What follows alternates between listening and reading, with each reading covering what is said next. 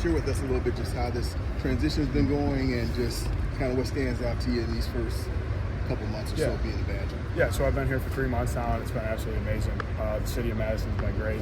Teammates have been especially phenomenal. We finally got to put on the pads a little bit on Saturday, so really got to see how everyone got to play. There's some really good offensive linemen here, and really fun to play next to them. I've only had a chance to play next to Tanner Bortolini and Michael Fergie so far, but they were both outstanding and make my life really easy. So, yeah. Was the transition easier just because you knew some of the coaching staff, and obviously the offensive systems are different a little bit, but was that transition easier for you because you knew these guys well? Yeah, I would say so.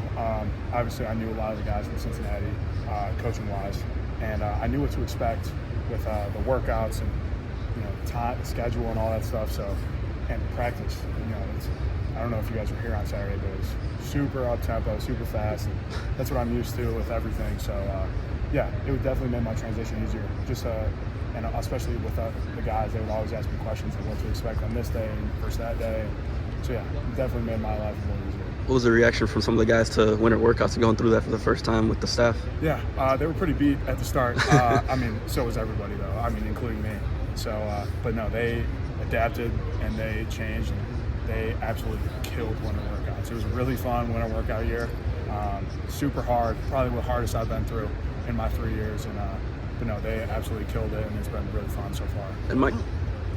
And Michael mentioned that you're kind of one of the guys in the O-line room now. Is there an example of that? Do you guys go out to eat a lot, or I don't know, just what would be an example of that? Yeah, we have the new training table in the south end zone. It's really good. The food's really good, and we go there every night together, and we all sit down as an offensive line, eat dinner together.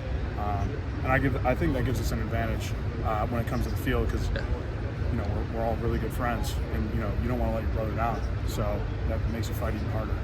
For that rapport that you've developed so far, when did that really start kicking in? And what steps have you taken as one of the new linemen to establish relationships and rapport with those that were here before? Yeah, it was definitely a little difficult coming in, seeing all these new guys that have played a lot of football here. It's such a great offensive line university. But I really tried to make my voice heard, try to establish that leadership, and kind of just let the guys know that I'm here to play. And we're here to win a championship, and we're going to do that this year. We got some really great people, Coach Fickle, all the offensive line, everyone on the team is just great, and we mean business. How do you establish leadership as a new guy coming in? As I said, I just made my voice heard.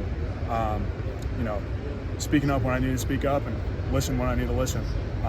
So definitely not over pushing it, but especially at the center position, you have to be that leader. You have to be that vocal guy and take control of everything. So I really try to do that in every facet of my life. When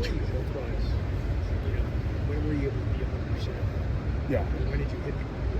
When were you full game?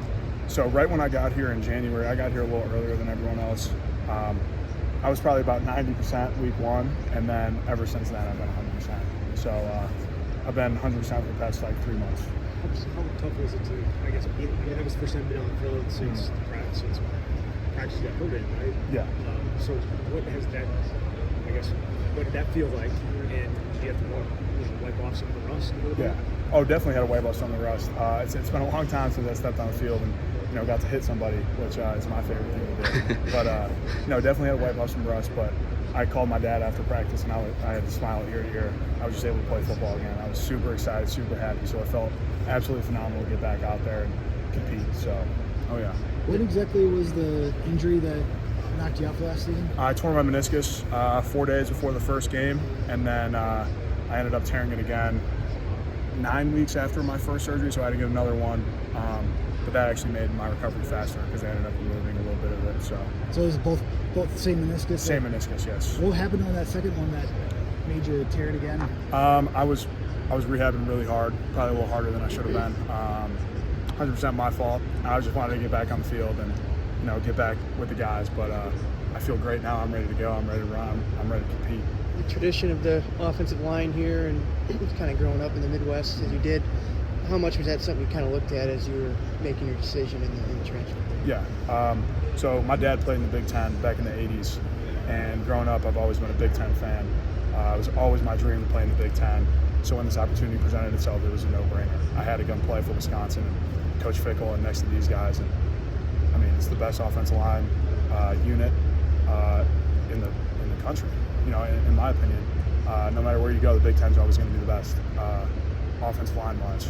So being able to be around these guys was a no-brainer. No-brainer. If I could ask you Yeah, oh yeah. Yep. What makes that guy so special or unique that players kind of gravitate? It doesn't matter if it's 1 a.m, 3 p.m., 8 p.m. That man always has the same energy. He's always upbeat, up tempo. He is one of the best men I've ever been around in my life.